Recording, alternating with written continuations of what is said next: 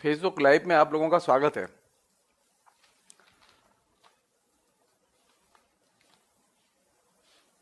आज रविंद्रनाथ टैगोर की जयंती है और जब मैं सुबह बात कर रहा था आप लोगों से तो मेरे दो विद्यार्थियों ने, एक ने फेसबुक पर भी लिखा, एक ने मैसेज करके मुझे कहा कि सर आप रविंद्रनाथ टैगोर पर कुछ बोलें, वो ज़्यादा अच्छा रहेगा हम लोगों के लिए।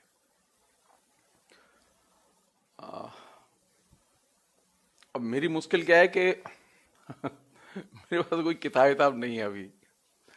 बिना किताब के बात करना थोड़ा सा असुविधाजनक तो है, वो भी रविन्द्रनाथ टैगोर पे। किताबें सब दिल्ली, मैं मथुरा, और मेरे पास में ले दे के एक ही मेरी शक्ति है, वो मेरा मोबाइल, और कोई शक्ति नहीं मेरे पास। फिर भी जो चीजें मुझे लगी कि इन्हें शेयर किया जाना चाहिए और रविन्द्रनाथ टैगोर के बहाने बात की जानी चाहिए, मैं दो एक चीजें आप लोगों के सामने रखना चाहता हूं, क्योंकि आज ये बहुत ही महत्वपूर्ण दिन है। और ये दिन हम जो है फेसबुक पर मैं बहुत लिखता रहा हूं रविन्द्रनाथ टैगोर के जन्मदिन पर, और सुबह भी लिखा है और अभी शाम को भी हम लिखेंगे, ऐसा नहीं कि नहीं लिखेंगे। फिर भी रविन्द्रनाथ टैगोर की हमारे लिए क्या महत्ता है और खासतौर पर आज के संदर्भ में क्या महत्ता है, ये बहुत महत्वपूर्ण प्रश्न है मेरे लिए।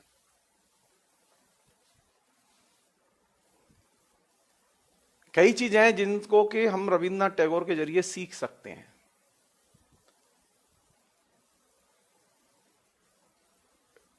पहली एक चीज तो हम अपने लिए थोड़ा सा अपने अंदर विचार करें, और खासतौर पर जो हिंदी पढ़ते पढ़ाते हैं वो लोग विचार करें।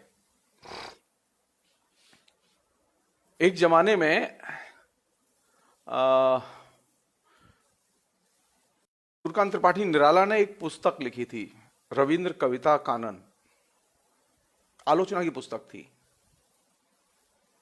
मोस्ट प्रॉब्ली 1927 में वो लिखी थी और 1929 में वो पुस्तक पब्लिश हुई। जिस दौरान वो पुस्तक लिखी, पुस्तक लिखने के बाद में वो अचानक उनको काम मिला तो वो कलकत्ता चले गए और वो पुस्तक में वो नहीं लिख पाए और वो पुस्तक रह गई। बाद में वो पुस्तक जब एक प्रकाशक के हाथ लगी तो वो छपी। इंटरेस्टिंग चीज यह है कि हिंदी में किसी भी लेखक ने, वो पहली पुस्तक है रविंद्र कविता कानन, पहली पुस्तक है जो कि रविन्द्रनाथ की कविताओं पर मुकम्मल तरीके से विचार करती है।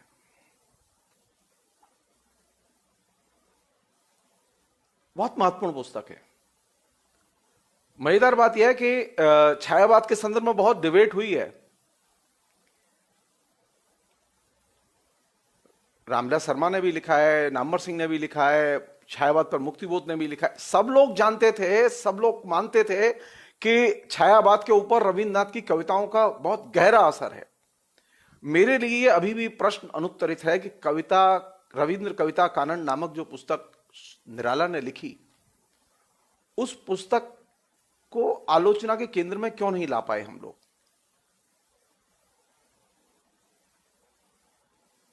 क्या ऐसा मतलब फेल्योर था जिसकी वजह से वो पुस्तक नहीं आई। मैंने जब ये सुबह में आपके वॉल पर मैंने अब ये जो लिखा कि मैं आज शाम को बात करूंगा, उसके बाद मेरे दिमाग में इस प्रश्न अचानक उठा कि रविंद्र कविता कानन पर तो कभी हमारे यहां बहस नहीं हुई। रविंद्र कविता कानन पुस्तक का काव्य आलोचना की दृष्टि से मूल्य तो है, बहुत महत्वपूर्ण मूल्य है उसका। उसके कुछ ड्रॉबैक्स भी हैं अपने, जैसे कि क्योंकि निराला तो बुनियादी तौर पर कवि हृदय और आलोचक तो नहीं थे वो, तो उन्होंने कवि की दृष्टि से बहुत ही विस्तृत ढंग से एक मुकम्मल किताब लिखी, और वो किताब लिखी कविता की आलोचना की। उस किताब की जो सबसे मतलब कविता के अलावा, कविता के, रविंद्रनाथ की कविता के अलावा जो इंपॉर्टेंट चीज जो मुझे लगी, जिसको कि मैं शेयर करना चाहता हूं, मुझे अभी मैं उस कविता की किताब की आलोचना जो लिखी गई है उसके संदर्भ में नहीं जा सकता, क्योंकि मैं उसके डिटेल्स में जाके आपको बोर नहीं करना चाहता, क्योंकि वो, और दूसरा उसके बहुत सारे और डिटेल्स भी मेरे पास नहीं है अभी। उसमें सबसे इंपॉर्टेंट चीज जो है, जो कि इस पूरे डिस्कोर्स को सामने रखने के लिए बहुत जरूरी है, जिसको कि निराला ने पकड़ा है। रविन्द्रनाथ टैगोर के जो पूर्वज थे, वे पूर्वज कान्यकुब्ज ब्राह्मण थे।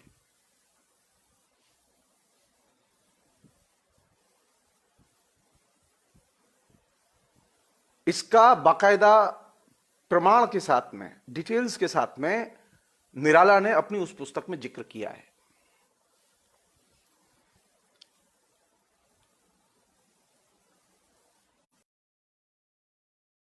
वे पिराली ब्राह्मण जो समुदाय होता था उसका हिस्सा थे।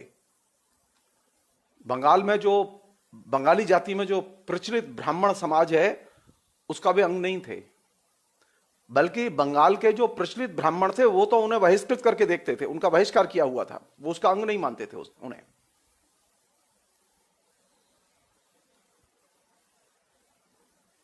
एक जमाने में बंगाल के राजाओं ने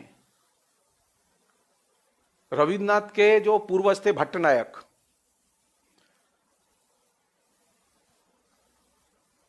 उनका नाम था भट्ट नारायण, सॉरी,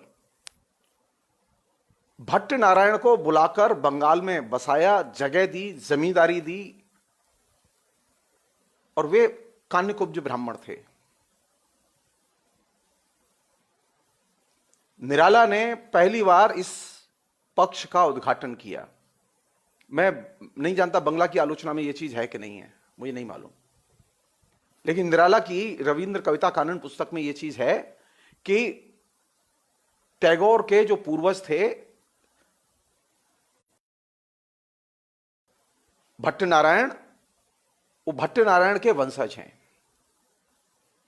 और भट्ट नारायण जो है वो संस्कृत में एक नाटक है बैणी संहार, उस बैणी संहार नाटक के रचयिता भी वो थे। चूंकि टैगोर के पूर्वज बंगाल के बाहर से आए हुए ब्राह्मण थे और कान्यकुब्ज ब्राह्मण थे, इसलिए बंगाल के ब्राह्मणों में वे बहिष्कृत भी थे।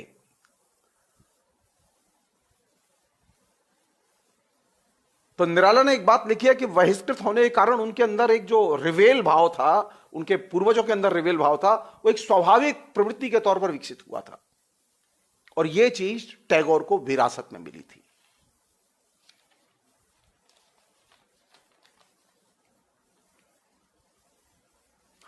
अगर टैगोर की वंश परंपरा, मुझे जहां तक याद है कि रविन्द्र कविता कानन में बाकायदा जो संकल्प बोला जाता था उस जमाने में श्राद्ध के समय टैगोर के परिवार में, उस संकल्प की पंक्तियों का भी उन्होंने उद्धरण दिया है।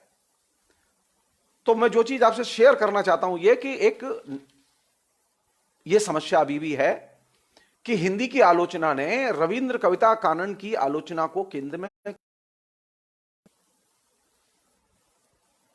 अनेक चीजें हैं उसमें। एक और चीज है जो कि बहुत ही इंपॉर्टेंट चीज है, मुझे निराला का दृष्टिकोण क्यों ज्यादा सही लगता है, मतलब तमाम वीकनेस के बावजूद, मतलब वीकनेस का मतलब यह है कि जैसे रविन्द्रनाथ टैगोर की कविता को स्वाधीनता आंदोलन से वो जोड़कर नहीं देख पाते,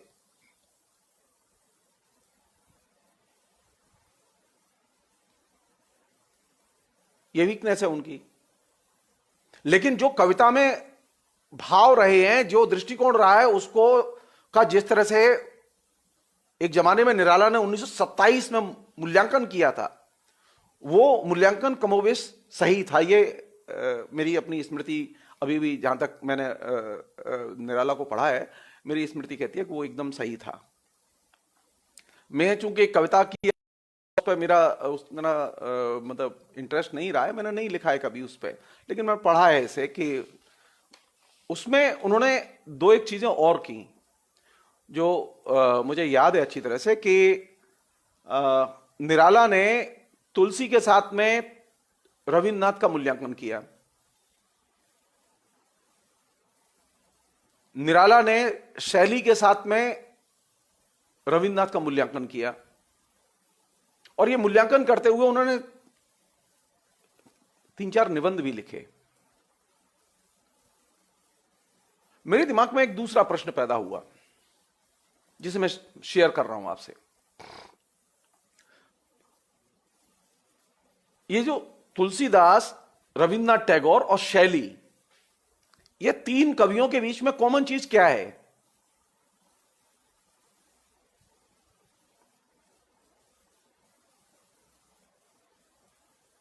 इन तीनों लेखकों की, कवियों की जो केंद्रीय विशेषता यह है कि ये स्वभाव से ग्लोबल कवि हैं। हिंदुस्तान का एक ही कवि, जैसे मैं पहले भी बातचीत में रख चुका हूं, एक ही कवि है जो कि पूरी दुनिया में जाना जाता है, वो है तुलसीदास। आप वेस्ट इंडीज के देशों में जाइए, वहां पर भारतीय मूल के लोगों में रामचरितमानस और तुलसीदास मिलेंगे। आप और दूसरे देशों में जाइए, जैसे भारतीय मूल के लोग गए, अफ्रीका के लोग हों या मॉरिशस हो, सूरीनाम हो या और दूसरी जगह हो, पूरी दुनिया में अगर कोई एक कवि सबसे ज्यादा जनप्रिय बना, कौन ले गए उसे? उसे गुलाम लोग ले गए। तुलसीदास किनका प्रिय कवि था? गुलामों का प्रिय कवि था। आज भी तुलसीदास की रामायण का वहां भारतीय मूल के लोगों में रामचरितमानस का बड़ा सुंदर ढंग से आस्वाद लिया जाता है, पाठ किया जाता है। उसी तरह रोमांटिसिज्म के कवियों में जिस कवि ने सबसे ज्यादा ग्लोबल ख्याति अर्जित की, वो था शैली।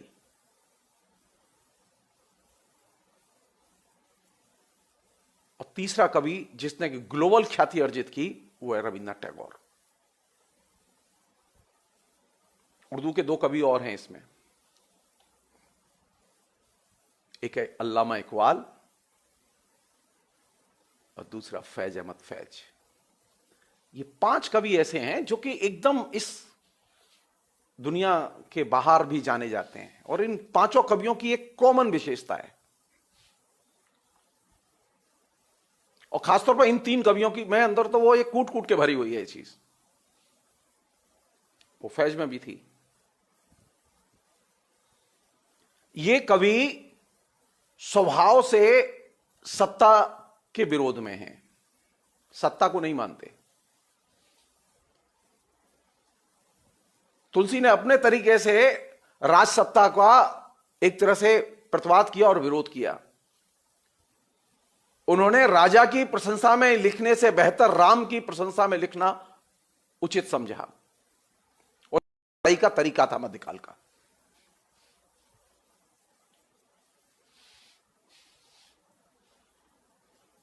ठीक यही चीज शैली के यहां मिलती है। शैली ने अपने ही, शैली जिस देश से थे वो देश साम्राज्यवादी देश था। शैली की कविताओं में, शैली के निबंधों में साम्राज्यवादी शोषण के खिलाफ, अपने देश की राजसत्ता के खिलाफ सबसे अधिक कविताएं मिलती हैं और निबंध मिलते हैं।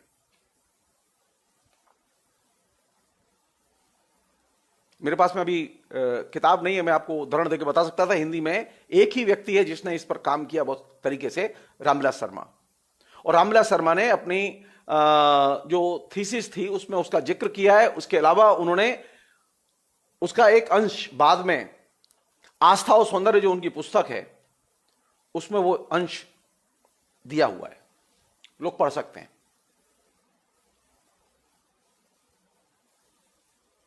हमारे यहां तो अभी हालत यह है कि सरकार के खिलाफ बोले, सत्ता के खिलाफ बोले, सेना के खिलाफ बोले तो जेल में।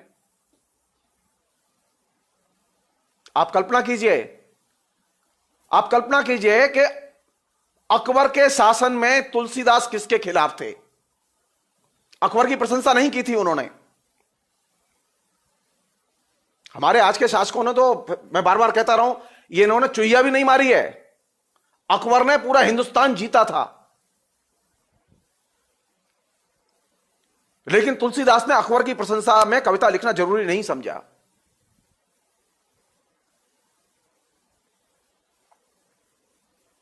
शैली ने अपने देश की सरकार और सत्ता और देश की सरकार के औपनिवेशिक शोषण के खिलाफ में कविताएं लिखी, और जहां शोषण हो रहा था वहां शोषित जनता के पक्ष में कविताएं लिखी। उसमें भारत भी था। हम अंग्रेजों के गुलाम थे, हमारे ऊपर अंग्रेजों का शासन था, और शैली अंग्रेजों की शासन में रहते थे।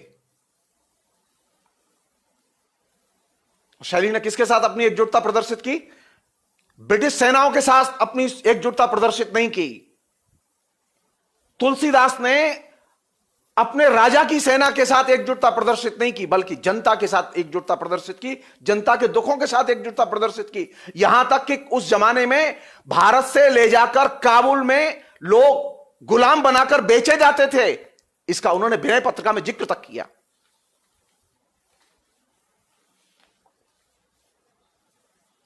तो मैं जो चीज आपसे शेयर करना चाहता हूं यह कि तुलसी इस मामले में रिवेल है। ये जो हमारे जहां लोग एक परंपरा चल निकली है ना, तुलसी पर जूते उछालो, ये ढोल गमार शूद्र पर सुनारी, ये सब ताड़न के अधिकारी तुलसी ने लिखा है। तुलसी ब्राह्मणवादी कवि है, तुलसी को मारो।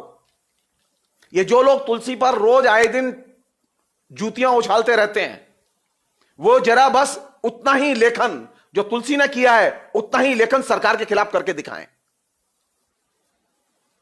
जो तुलसी पर लोग कलम तोड़ते हैं ना, ब्राह्मणवाद कहते हैं, ब्राह्मणवाद कह के, और रामचरितमानस को लोग कूड़े के ढेर पर फेंकते हैं, उनसे मेरी सिर्फ अपील है को खाली ये दिखाएं कि पिछले 6 साल में उन्होंने मोदी के खिलाफ में कितना लिखा है। तुलसी की ताकत कहां से देखेंगे आप? तुलसी की ताकत वहां से देखिए कि वो राज सत्ता के खिलाफ कैसे खड़ा हुआ है। शैली की ताकत वहां से देखिए कि वो जनता के साथ में, औपनिवेशिक जनता के साथ में खड़ा हुआ है और औपनिवेशिक शासकों के खिलाफ खड़ा हुआ है जो कि उसके देश के शासक हैं। और यही चीज तीसरे कवि जिसकी सबसे बड़ी ब्यूटी है वो है टैगोर। टैगोर ने अपने देश के शासकों का विरोध किया, जनता के साथ एकजुटता प्रदर्शित की, और यही चीज है इन तीनों को बार बार अपने मूल्यांकन के केंद्र में निराला लाते हैं, तुलनात्मक तौर पर लाते हैं। वो ये पॉलिटिकल फैक्टर की बात नहीं करते जिसकी मैं चर्चा कर रहा हूं आपसे, लेकिन वो ये चीज उनके दिमाग में है। आलोचक का काम तो यही है, जो अनुपलब्ध है उसे उपलब्ध कराए। जो उपलब्ध था वो तो निराला ने लिखा है अपने निबंधों में, जो छिपा है उसे हम शेयर कर रहे हैं आपसे। इसलिए जो लोग पूछते हैं ना आलोचना का काम क्या है, आलोचना का काम है अनुपलब्ध को उपलब्ध कराना। कपड़े उतारना आलोचना का काम नहीं है। तो तुलसीदास की, शैली की, रविन्द्रनाथ टैगोर की कॉमन विशेषता है कि वे अपने शासकों के खिलाफ और जनता के साथ एकजुट होकर खड़े होते हैं। ये खूबी एक और लेखक था जिसमें थी, उर्दू का, फैज अहमद फैज, और वो कॉन्टिनेंटल शायर है। जिस तरह से यहां टैगोर कॉन्टिनेंटल शायर है, शैली बड़ा शायर है, पूरी दुनिया में जाना जाता है, उसी तरह फैज अहमद फैज में भी ये ब्यूटी थी। साहित्य पढ़ते समय बार बार ये सवाल उठता है कि पार्टनर तेरी पॉलिटिक्स क्या है, लेखक की राजनीति क्या है, ये देखो। वहां आप राजनीति नहीं देखते। तुलसी पर जब हम बात करते हैं तो राजनीति देखते ही नहीं, सोचते ही नहीं है। टैगोर पर बात करते हैं तो पॉलिटिक्स सोचते ही नहीं है। शैली पर बात करते हैं तो पॉलिटिक्स की सोचते ही नहीं है। क्यों नहीं सोचते भाई आप?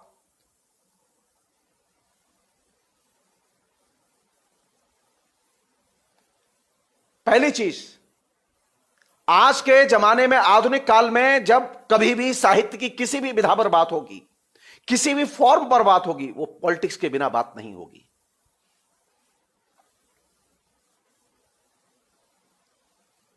साहित्य और राजनीति का इंटीग्रेटेड रिलेशन है, ये हम जान लें। साहित्य राजनीति के बिना नहीं लिखा जाता। साहित्य में राजनीति वैसे ही होती है जैसे हम आटे में नमक।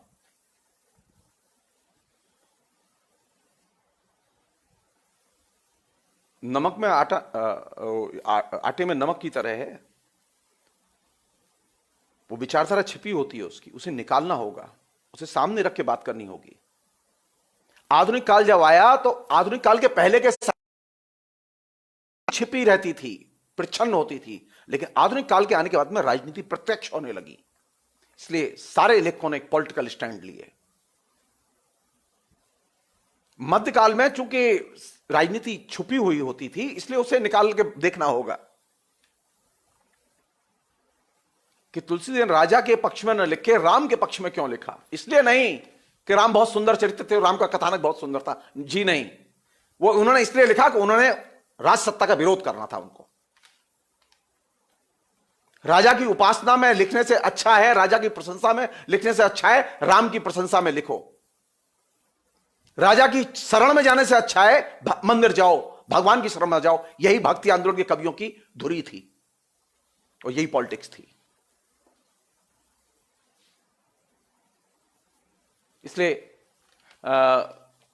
एक और चीज जो मैं आपसे शेयर करके और इससे मैं रोकूंगा, मैं वो बहुत ही इंपॉर्टेंट चीज है।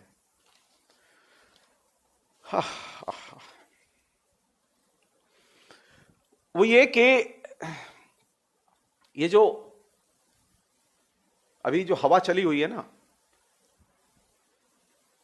इस्लाम विरोधी हवा चली हुई है देश में और मुसलमान विरोधी हवा चली हुई है। मैं अभी खाली इस हवा को देख रहा हूं, खाली फॉर द टाइम बीइंग, क्योंकि अभी हवा गई नहीं है। एक व्यक्ति थे सीएफ एंड्रयूज। सीएफ एंड्रयूज जो है वो रविन्द्रनाथ टैगोर के बहुत अच्छे दोस्त थे, और सीएफ एंड्रयूज ने और रविन्द्रनाथ के बीच में कुछ पत्राचार हुए। वो पत्राचार अवेलेबल हैं, वो छपे एक जमाने में मॉडर्न रिव्यू में। उसमें जो बात इंपॉर्टेंट ढंग से उन दोनों की बातचीत के बीच में निकल के आई, वो मैं उसे शेयर कर रहा हूं आपसे।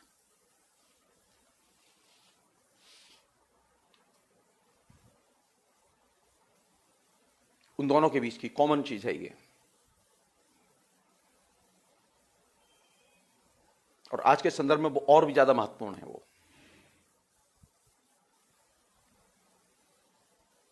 सीएफ एंड्रयूज ने लिखा कि बंगाल के नवजागरण पर बात करते हुए दोनों के बीच में जो बातचीत हुई, उसमें जो चीज निकल के आई, उन्होंने लिखा कि यूरोप में जो नवजागरण आया उसका, वो नवजागरण की धुरी है इस्लाम और उसका इंपैक्ट।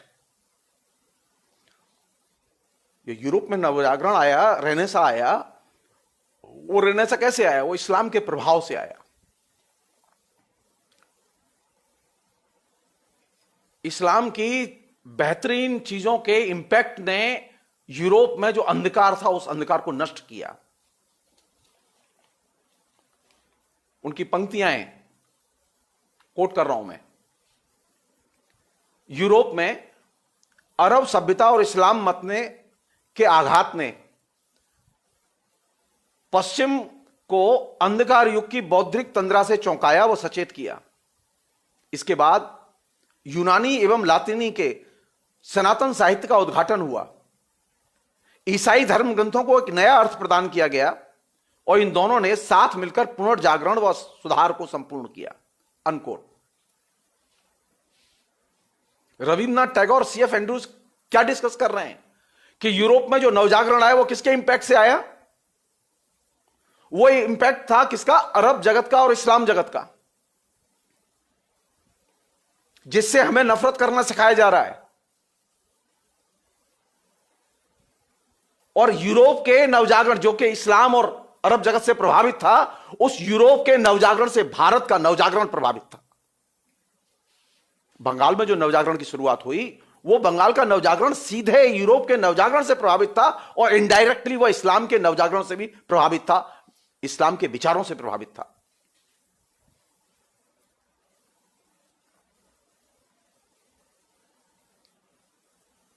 क्या करेंगे हम लोग? क्या करेंगे हम लोग? उस प्रभाव ने कौन सी चीज दी हमें? दो चीजें बहुत मूल्यवान दी, जैसे ये सीएफ एंड्रूज और रविन्द्रनाथ टैगोर डिस्कस करके निकालते हैं अपने मंथन से, अपने पत्राचार के जरिए। उन्होंने कहा कि एक तो इसने बंगला जाति को सचेत किया, पहला काम तो यह किया। दूसरा काम यह किया कि उसने संस्कृत का पुनरुद्धार किया।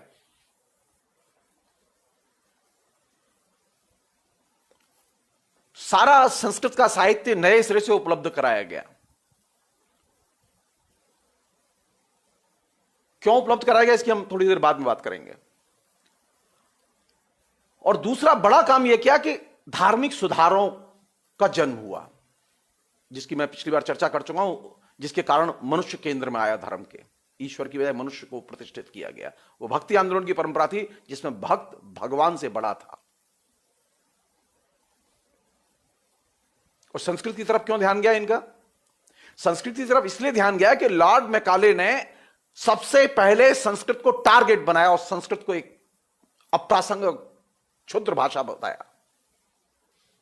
और यही वजह थी कि यहां सारे बंगला के नवजागरण के लोगों ने, और जो प्रिंट रेवोल्यूशन हुआ, प्रेस क्रांति हुई, उस प्रेस क्रांति के दौर में सबसे ज्यादा संस्कृत का साहित्य मुद्रित और पुनरुज्जीवित हुआ। और संस्कृत के ग्रंथों की व्याख्याओं को आधार बना के, संस्कृत के उद्धरणों को आधार बना के नवजागरण में पक्ष और विपक्ष में जमकर बहस हुई।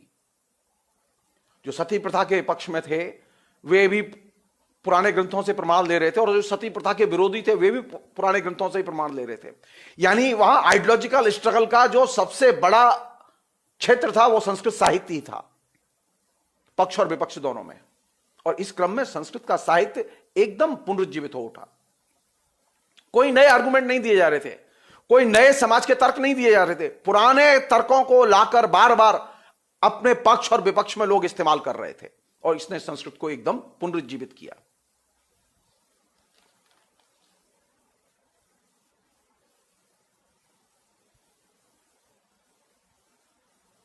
एक और चीज थी जो कि बहुत ही इंपॉर्टेंट थी।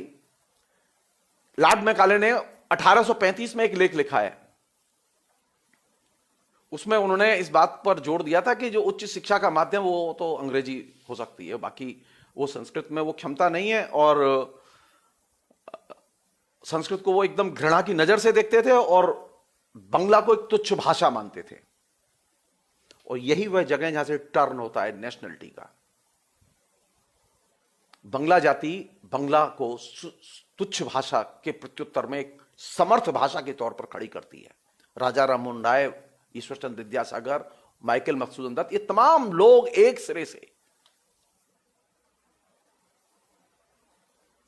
ये उत्तर तैयार करते हैं कि नहीं है, बंगला बहुत समर्थ भाषा है। यह बात दूसरी थी, उन्होंने बहुत राजा राममोहन राय ने बहुत ही चतुरता के साथ में अंग्रेजी को भी रखा अपने साथ में, अंग्रेजी को छोड़ा नहीं।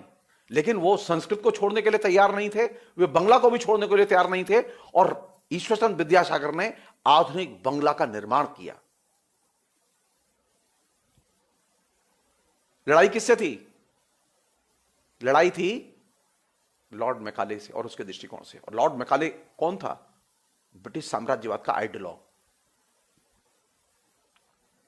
ये ट्रेडिशन विरासत में मिला था रविन्द्रनाथ टैगोर को। रविन्द्रनाथ टैगोर ने जब लिखना शुरू किया तो बंगला में बहुत ताकतवर लोग पैदा हो चुके थे, लेकिन बंगला की पहचान बनी तब जब रविन्द्रनाथ पैदा हुए और रविन्द्रनाथ ने लिखा। रविन्द्रनाथ के बिना बंगला में जान नहीं आती। बंगला का अपना जो पूरा यौवन है, पूरी शक्ति है, ऊर्जा है जो दिखाई देती है, जिसका विकास हो, जैसे हिंदी में कहते हैं ना, हिंदी में प्रेमचंद के बिना हिंदी हिंदी नहीं है।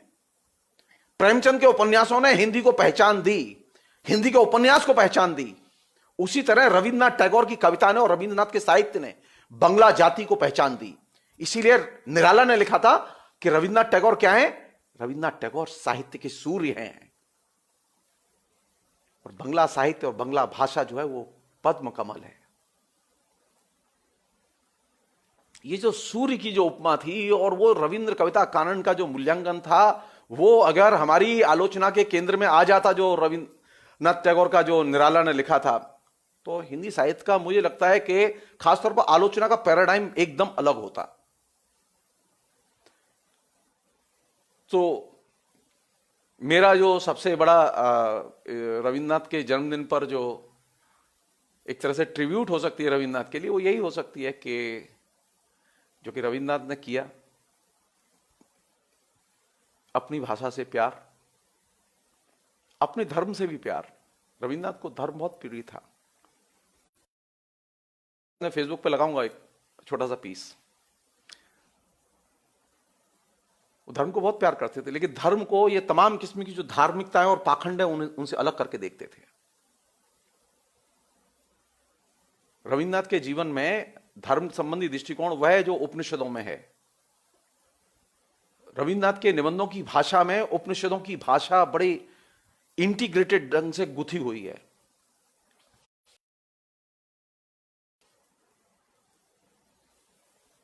हमारे यहां मुश्किल क्या हुई है कि जिस पे सोचने की जरूरत है, आखिरी सवाल है ये मेरा, मतलब हिंदी वालों के लिए, क्योंकि जो हिंदी के ठेकेदार हैं, हम तो ठेकेदार हैं नहीं भाई, हम तो नौकर लोग हैं, मास्टर लोग हैं, नौकर लोग हैं और नागरिक हैं, हम आलोचक नहीं हैं। सिर्फ सोचें, सिर्फ सोचें, आधुनिक काल में जब उपन्यास साहित्य का विकास हुआ तो बंगला के उपन्यासकारों ने जमकर हिंदी ऊपर लिखे उपन्यास। अधिकतर ऐतिहासिक उपन्यास जो बंगला में लिखे गए वे हिंदी के रजवाड़ों पर लिखे गए। हिंदी के जीवन की जितनी गहरी पड़ताल बंगला के साहित्यकारों ने की है, मेरा प्रश्न यह है कि क्या बंगला के जीवन की उतनी गहरी पड़ताल हिंदी के लेखकों ने की है? मैं 28-29 साल कलकत्ते में रहा। मैंने ये चीज बहुत शिद्दत के साथ महसूस की कि कलकत्ता आने वाले जो लेखक थे वे बंगाल के बारे में लिखते नहीं थे। बाहर जाके भाषण देने आते थे, मजदूरी लेते थे अपनी, लेकिन बंगला के बारे में, बंगला के जीवन के बारे में, बंगाल के जीवन के बारे में उन्होंने कभी नहीं लिखा। पुराने लोगों में एकमात्र प्रेमचंद के एक उपन्यास, वो गवन में उसका रेफरेंस जरूर मिलता है बंगाल का। मेरे लिए चिंता की बात है ये। हिंदी का जन्म और हिंदी का विकास कलकत्ते में हुआ, जिसे आधुनिक हिंदी कहते हैं हम, जिसे आधुनिक प्रेस कहते हैं हम हिंदी का। लेकिन मजेदार बात यह है कि बंगाल के ऊपर नहीं लिखा गया हिंदी में। और तो और हिंदी में जो कहानियां लिखी गई हैं, जो चरित्र भी आते हैं, कथानक आते हैं, उन कथानकों में जो बंगाली जाति की कथानक हैं उनमें बंगाली पात्र कभी बंगला नहीं बोलते।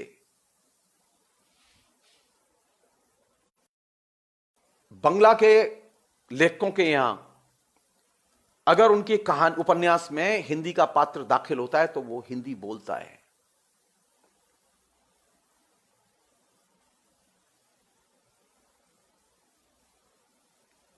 रविन्द्रनाथ टैगोर ने हिंदी से सीखा। रविन्द्रनाथ टैगोर पर हिंदी के लेखन का, साहित्य का बहुत गहरा असर था। मैं अपने विद्यार्थियों से कहता रहा हूं, आपसे भी मैं कह रहा हूं ये बात।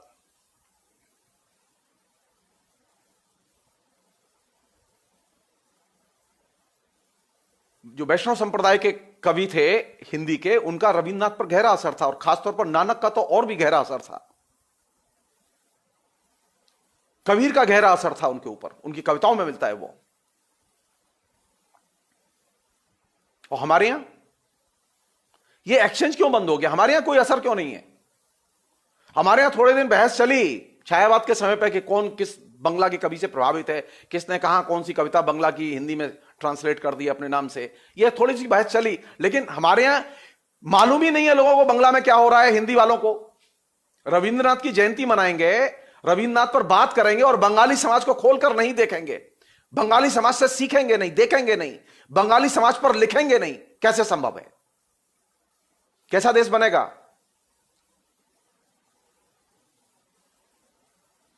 मैं उदाहरण दे रहा हूं कैसे इंटीग्रेशन होता है। रविन्द्रनाथ टैगोर की एक कहानी है स्त्री का पत्र, वो इंटरनेट पर है, हिंदी समय .com में है, वो पूरी कहानी और भी कहीं मिल जाएगी आपको। आप मेरे कहने से उस कहानी को एक बार पढ़िएगा, स्त्री का पत्र। बहुत ही मार्मिक और बहुत शानदार कहानी है। आप एक बार पढ़ेंगे तो हिल जाएगा आपका मन। रविन्द्रनाथ स्त्री की मुक्ति के लिए कहां देखते हैं, ये देखिएगा खाली बस। उसमें उनके पास में ऑप्शन क्या है। रविन्द्रनाथ स्त्री की मुक्ति के लिए राजा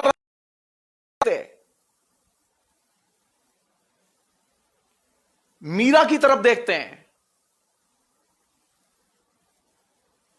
उन्हें स्त्री मुक्ति के सूत्र मीरा में दिखाई देते हैं और उनकी जो नायिका है उसके लिए वो मार्ग वह सजेस्ट करते हैं। हमारे यहां तो एक्सचेंज ही बंद है, लंबे समय से एक्सचेंज बंद है।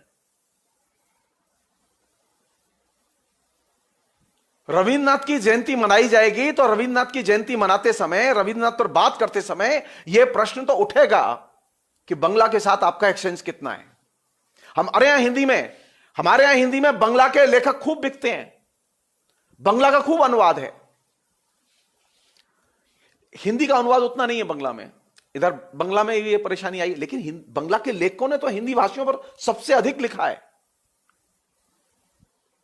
प्रमुख विषय हिंदी भाषी उनके, हिंदी भाषी क्षेत्र में सबसे अधिक लिखा है। तो रविन्द्रनाथ टैगोर अपने लिए सबसे बेहतर टूल्स, उपकरण उनको कविता के कहां मिलते हैं? हिंदी के कवियों के यहां। रविन्द्रनाथ बचपन में जिन दो कवियों को पढ़ के बड़े हुए, 11, 12 या 13 साल की उम्र थी उस समय उनकी मात्र, वो दो कवि कौन से थे जानते हैं? चंडीदास और विद्यापति, जिनका उनके ऊपर गहरा असर था। बाद में जिन कवियों ने उनको सबसे ज्यादा प्रभावित किया वे थे वैष्णव संप्रदाय कवि और खासतौर भक्ति आंदोलन के कवि।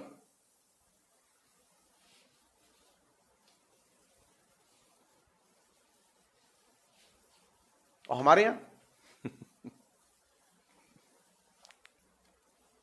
सवाल नहीं उठेगा, हमारे यहां क्यों नहीं प्रभावित हुए लोग? ऐसी क्या बात हुई, कलकत्ता से चल के गाड़ी दिल्ली तक आती है लेकिन कलकत्ता से चल के साहित्य का प्रभाव दिल्ली तक नहीं आता? कोई तो चीज है, सीखें हम लोग। रविन्द्रनाथ को एक चीज व्यथित करती थी जिसकी वजह से वो दुखी थे। जब वो अंतरराष्ट्रीय स्तर पर जब पहली बार लंदन गए, और जब पहली बार लंदन गए वे, तो लंदन जाने के बाद में उन्होंने अपनी कविताओं का ट्रांसलेशन करके उन्होंने अंग्रेजी के लोगों को सुनाया। एंड्रूज ने लिखा है उस पर। तो जब उन्होंने सुनाया तो रविन्द्रनाथ बड़े इस बात से बहुत दुखी थे, क्योंकि जो अंग्रेजी के लोग थे वो इतनी लालित्यपूर्ण भाषा के अभ्यस्त नहीं थे। तो रविन्द्रनाथ ने अपना पूरा अनुवाद का स्ट्रक्चर उस भाषा के अनुरूप बनाया जिस भाषा वो पेश कर रहे थे, और रविन्द्रनाथ बड़े दुखी थे इसको पेश करते हुए। और उन्हें डर था कि पता नहीं लोगों को पसंद आए कि ना आए, लेकिन वो हिट कर गए। जब तक वो लंदन नहीं गए थे तब तक रविन्द्रनाथ को राष्ट्रीय समस्याएं और राष्ट्रीय चेतना के सवाल परेशान किए हुए थे। लेकिन जब पहली बार विदेश गए और विदेश जाके जब उन्होंने देखा तो उन्हें साम्राज्यवाद का जो बर्बर रूप था वो और भी ज्यादा उग्र रूप में दिखाई दिया, और नस्ल भेद के सवाल और ज्यादा उग्र रूप में दिखाई दिए।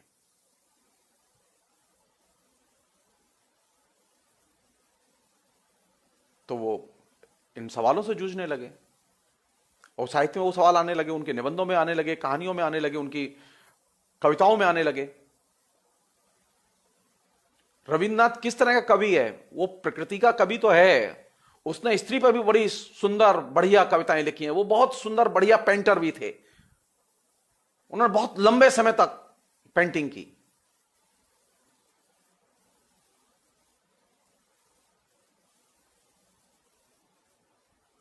एक प्रसंग है जिसको मैं शेयर करके ये बात खत्म करूंगा। मैं प्रसंग ये है कि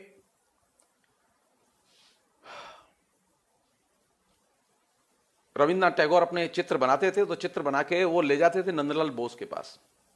तो नंदलाल बोस बहुत बड़े पेंटर थे, तो नंदलाल बोस जब उनके चित्र देखते थे तो चित्र देख के उन्होंने देखा कि रविन्द्रनाथ टैगोर की जो नायिकाएं हैं चित्रों में, उन नायिकाओं की हाथ बंधे होते थे।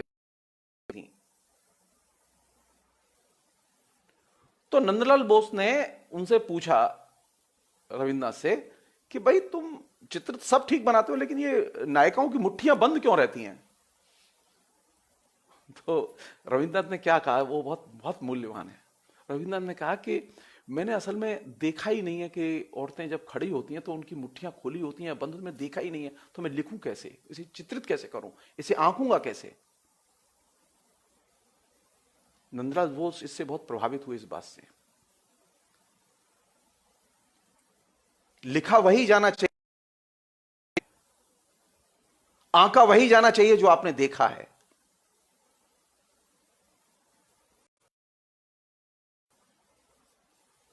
जो चीज आपने देखी नहीं है उसे लिखिए मत, और जो देखा है उसे लिखने से छोड़िए मत।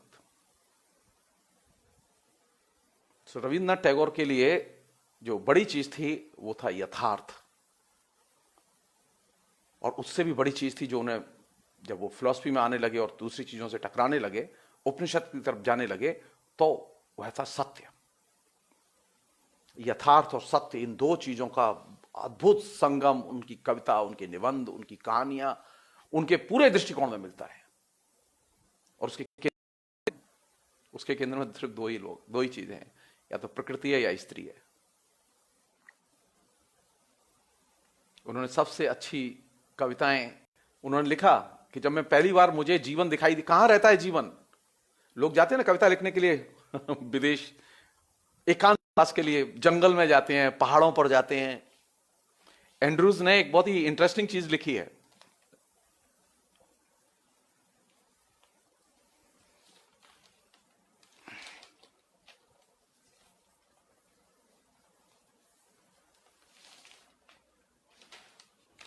हाँ, एंड्रूज ने जो लिखा है वो बहुत बताना बहुत जरूरी है, बहुत मजेदार है वो।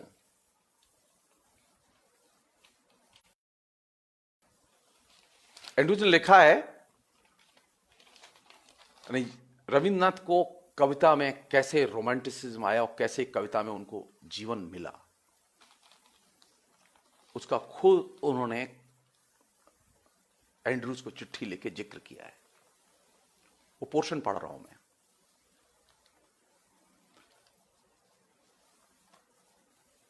कोट, रविन्द्रनाथ लिख रहे हैं, वह प्रातः काल था, से सूर्योदय ध्यान से देख रहा था। एकदम एक पर्दा हटाया गया और सारी वस्तुएं प्रकाशमय हो उठी। सारा दृश्य एक सर्वांग सुंदर संगीत था, एक आश्चर्यजनक लय एवं गति का मिलाप। सड़क पर बने मकान, नीचे चलते फिरते लोग, चलने फिरने वाले मनुष्य, खेल कूद में लगे छोटे बच्चे, सभी एक प्रकाश में पूर्ण के अंग प्रतीत होते थे, अकथनीय आभामय। यह एक दृश्य 7-8 दिन तक बना रहा। हर कोई, वे भी जो कभी मुझे भार थे, आज मेरे दृष्टिपथ में अपने व्यक्तित्व के बाह्य आवरण और पर्दे को खो रहे थे। जो रियलिटी देख रहे थे अपने इर्द गिर्द की, उसको वो एकदम हजम कर रहे थे और लिख रहे थे। और मैं आनंदमय था, प्रेममय था, प्रत्येक प्राणी के लिए, हीन से हीन वस्तु के लिए। साधारण किस्म के लोग थे जिनको वो अपनी खिड़की से देख रहे थे। तब मैं, उस समय किसी ने कहा होगा कि अरे यहां जो नेचर है, जो तुम्हें 8 दिन दिखाई दी है, उससे तो बढ़िया नेचर तुम्हें, प्रकृति तुम्हें हिमालय पे मिलेगी। तुम हिमालय जाओ, वहां तो और भी बढ़िया दृश्य मिलेंगे। रविन्द्रनाथ टैगोर हिमालय चले गए। क्या हुआ रविन्द्रनाथ टैगोर के साथ, सुनिए। तब मैं हिमालय गया और वहां उसकी खोज की और मैंने उसे खो दिया। उसी में आगे लिखते हैं वो, फ्री स्कूल लेन की वह प्रातः काल उन पहली वस्तुओं में थी जिन्होंने मुझे अंतर्दर्शन दिया, और अपनी कविताओं में उसी की अभिव्यक्ति करने की मैंने चेष्टा की है। तभी से मैंने यह पाया कि यही मेरा लक्ष्य था, जीवन की पूर्णता को उसके सौंदर्य में बताना, और यही भी कि यही पूर्णत्व है। आवश्यक केवल यही है कि पर्दा हटा दिया जाए।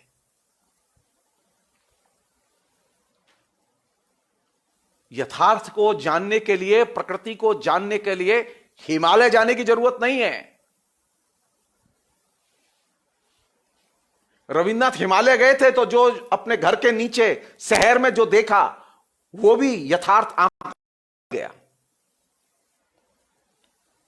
बड़े हताश और निराश होकर रविन्द्रनाथ हिमालय से लौटे थे। रविन्द्रनाथ ने जो बात कही वो क्या है? एक लेखक के लिए, एक नागरिक के लिए, एक लोकतंत्र के लिए सिर्फ एक चीज, कि जो पर्दा पड़ा हुआ है ना सामने, ये पर्दा हटा दिया जाए। हम लोग, आप लोग क्या काम कर सकते हैं? सिर्फ पर्दा हटाने का काम कर सकते हैं, जिससे हम यथार्थ को देख सकें, उसे महसूस कर सकें, उसे जी सकें। उससे एस्केप करके कहीं सुंदर यथार्थ आपको नहीं मिलेगा। इसी इसी इसी उर्व जहां ये गरीब हीन मनुष्य रहते हैं, या गंदे मैले कुचले लोग रहते हैं, उनको देखकर रविन्द्रनाथ ने अपनी कविताएं लिखी थीं। उन्होंने सुंदर सजीले पर्वतों में रह के कविताएं नहीं लिखी थीं।